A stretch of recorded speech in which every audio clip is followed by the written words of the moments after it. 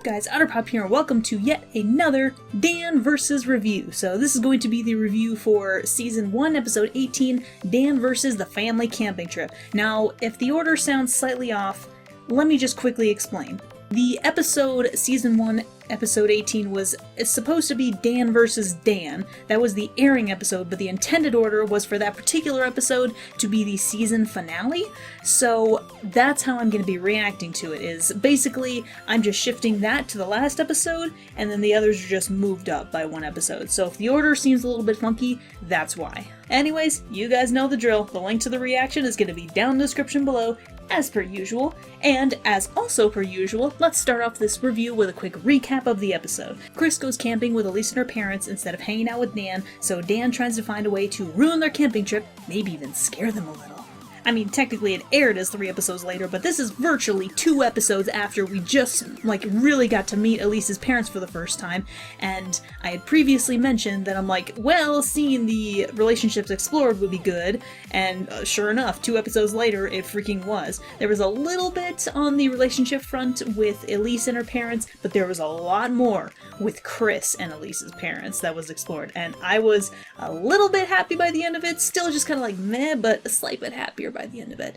So already I was noticing in this particular episode, which I kind of also noticed in the previous episode, just not quite to the same extent, that the Chris-Elise senior relationship seems a little less strained than the Chris-Don relationship, despite the awkward hug between the former pair at the beginning of the episode. And by that I mean, Chris and Elise Sr. did have a little bit of an awkward hug at the beginning of the episode, but Don was just like, nope, no hug for me. Don't you think about it. Even so, Elise Sr. and Don seem to have no problem egging Chris on for his fears, because, they're going camping, and they're going camping in a place that was supposedly rumored to be the hunting ground for a masked maniac in the past, but there's a little bit more on that later. But Don and Elise Sr. just egg on Chris for his fears. At the very beginning of the episode, in front of Elise, I'll add at that. So I'm just like, okay, yeah, I'm reminded why I don't like you guys. And Don even mentions this too, but despite Chris being his son-in-law, he says that the closest thing that he has to a son-in-law is not even a part of the family necessarily, but it's also learned that apparently Elise has a brother and they have an actual son, which Don seems to forget about. So are we gonna meet Don Jr. at some point? I'm not entirely sure, but let's hope so. And a slight bit of a problem that I'm having as well is that if this is supposed to be a family camping trip, why isn't Don Jr. there as well? Clearly Elise Jr. is, as well as Chris, as is another individual who I will talk about later, but Don Jr. isn't? Why is that? I don't know. Could just be just something I'm overlooking in my head. Or I guess overthinking, rather? Even so, the episode did end on a slight bit of a happy note, with Chris courageously, although still failing, to protect Elise Sr. and Don from the maniac by hitting the maniac in the back of the head with a piece of wood that, breaks on impact.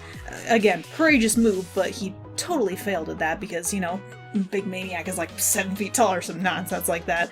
And Elise Sr. even demanded that Don hug Chris at the end of the episode, which Don did, but clearly neither of them enjoyed it too much, but it was like, okay, so progress, I guess? And at least they seem to be, maybe they'll be a little bit more receptive to him in the future. I'm not entirely sure. I get the feeling that there's still going to be the arsehole in-laws for, any future appearances that they have on screen with Chris and Elise. Again, I don't know for sure. I feel like they're still going to be arseholes, but I don't know. Maybe there could be room for growth. Just a little bit. Maybe not a lot, but even just a little bit. Because, again, the first time that they really had their own episode with Dan versus Elise's parents, I really did not like those 2 characters. By the end of this episode, I was liking them a slight bit more, but just a slight bit. I'd like to see a little bit more growth, a little bit more interesting things happening. Pretty pleased with a strawberry on top? I would love that. Thank you. Remember how I mentioned that there was Elise's parents, Elise, Chris, and a 5th individual who I had yet to talk about? Yeah, there was a 5th individual with them who Don was thinking that this guy was the closest thing he had to his son, and before his name was even confirmed, I was like, is it this guy? And his name was said moments later, and I'm like, yes, I freaking knew it. Colby.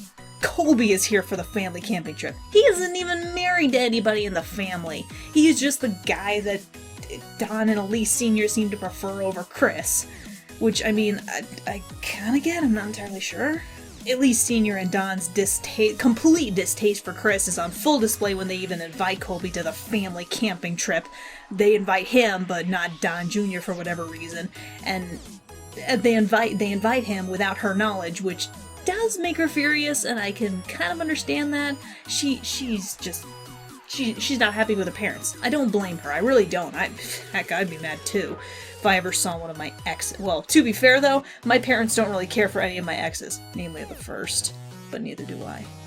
But of course, there are plenty of, slasher franchise parodies throughout this episode. I mean, given the very beginning of the episode where Dan was like, I want to go to Dismember Fest and watch all these slasher and horror films, and then they actually end up kind of sort of in a horror story of their own. Like, the hockey mask maniac is basically the same thing as Jason Voorhees from Friday the 13th.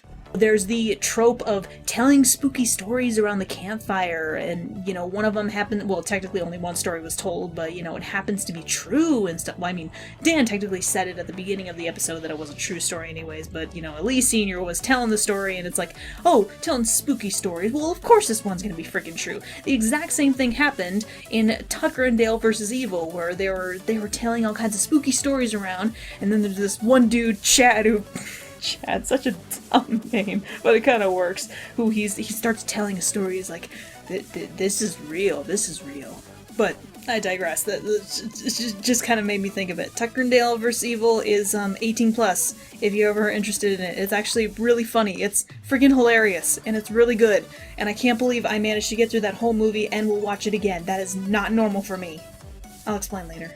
Even the idea of Dan dressing himself up as a famous killer only for the real killer to show up. Not to mention that the real killer is a deranged killer who escaped from a prison, like, not even hours ago.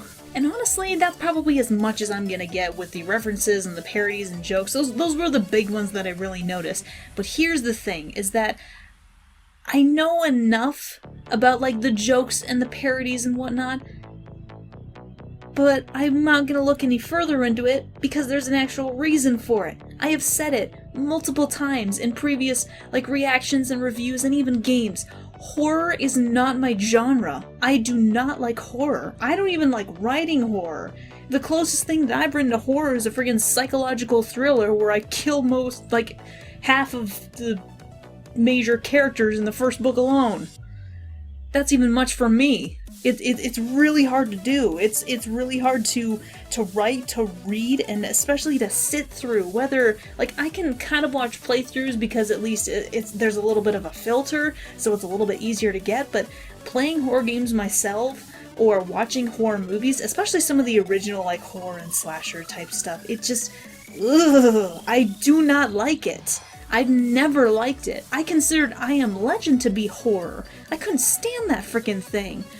I think I was 11 or 12 when I went to see that movie, and oh my god, that movie terrified me. I can't even watch any of the Aliens movies. I can never watch them all the way through because they just creep me out too much. But at least I'm a little bit aware of some of, the jokes and the references and stuff. Honestly, the only reason I even remember Jason Voorhees' name is because, the YouTuber H2O Delirious uses a similar mask, and, I've known about that for a long time, and I knew that it was, Jason Voorhees from, Friday the 13th. I knew the name Jason Voorhees, but I couldn't remember which franchise he was from. I was surprised it was Friday the 13th. I could have thought for certain it was going to be Texas Chainsaw Massacre, but I digress. I don't know too much about the genre, but I know enough. I feel like in this case I know enough about the jokes and the parodies and whatnot. Please don't try to convince me to attempt tackling getting over or whatnot to horror. Please don't. Let me do that on my own. Or let me not do that on my own. Either way, just let me do it. Don't convince me. I don't like that kind of stuff. My kind of thing is fantasy and science fiction and adventure. Not horror.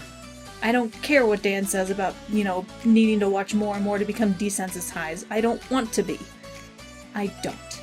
Whew, now that that's out of the way, let's talk about all the other random miscellaneous stuff that happened over the course of this episode.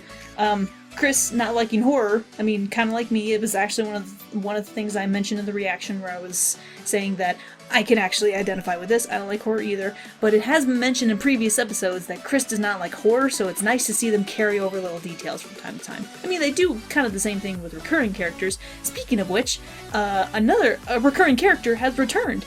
Crunchy. Why? He's got another job! Oh boy. Oh boy. It also took me way too long to realize that Crunchy was voiced by Tom Kenny. I should have seen that coming. I should have seen that coming. Although, unfortunately, if they do try and revive the show, they're gonna have to find somebody else. R.I.P. Tom Kenny. But yeah, no. Crunchy's back. He's at a new job. He's tagging bears, and he's a campground official, or something along those lines. Seriously, how many jobs does this guy have? Or does he just keep getting fired? I mean, given his, I guess you could say, lackluster attitude and very chill demeanor, he probably wouldn't care too much about his job. He probably cares about his passions, just not too much about his job necessarily. So he probably, does his work good for a while, but then he's like, okay, no, you're fired. You're just not working hard enough or something. I don't exactly know. I don't know enough about his character. Actually, now that I think about it, if we somehow got an episode centered around his character at some point, since he is a recurring character, that would be interesting. That would be really interesting. Something else that was a little bit funny was that, despite Dan yelling that he'll put, Chris and Elise's parents on the list, it's a little bit of a surprise that they haven't been on the list yet. Or they could be on the list, but Dan just hasn't reached the revenge stage yet. I wonder if I wonder how often he's able to cross off everything on his list. Because, I mean, it's got to be a pretty big list. He had to get a second notebook, didn't he? In, Dan versus George Washington? But I also do question Dan ever so slightly. Because he was commenting on Colby's appearance when he sort of met with Colby. And he was, complimenting Colby. Very much so, especially on his looks. So, either one of two things. Either Dan is just very good at somehow recognizing beauty within male and female genders, which, I could see that. Or I question his sexuality because of how much he was complimenting Colby's appearance. I mean, I guess, I don't exactly know. Because as an individual who is asexual, who doesn't really like people, I'm not a great judge of beauty.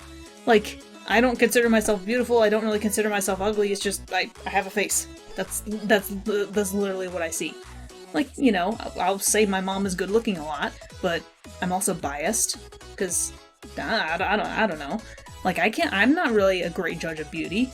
Maybe Dan is just the opposite. Maybe he's just a really great judge of it, and it just seems weird because it doesn't seem like it's personality, but, he's proven me wrong other times, with his strange patchwork of knowledge, and with his interest in, Shakespearean and medieval type stuff, so, what do I know? And one last thing. I will only briefly mention this, because I do not otherwise want to touch this subject with a 10-foot pole. You guys should know what it is. The bear. Dan and the bear. What the holy hell were the writers thinking? How did the network allow that to go through? This show takes chances. I will say only that. This show takes chances, and it kind of does show that at least Dan can be humiliated. He gets angry and frustrated, sure, but I think he rarely gets humiliated. Or at least, he takes it in stride, but... Oh my word, that scene! I couldn't believe it! Based on the set, I actually had to pause and just stop it and think about the sounds and the implications that I just heard. I could not believe what had happened. Again, I don't want to touch that subject with a 10-frickin' foot pole. I don't want to. But holy heck does this show take chances. More than I expected it to. Granted, every cartoon does that from time to time. There are plenty of cartoons that'll put subtle stuff in there, but Holy moly, if kids didn't know any better, that would be some pretty explicit and messed up shite that nobody would I didn't expect it! I didn't expect it! How can you possibly expect something like that? You can't! You can't! You cannot! I didn't see it coming! It was... Oh... If you don't know what I'm talking about, well, okay, most of you probably do know what I'm talking about, but if you don't know what I'm talking about, watch that. Watch that scene towards the end of the episode, and then you'll know. That's all I'm gonna say about that. Anyways, that is all that I have for this particular episode, so thank you all for watching. I hope you enjoy the reaction as well as the review. I will never, ever touch that subject again, because I'm just disbelieved that got through. But, as usual, until the next video, guys, check you laters.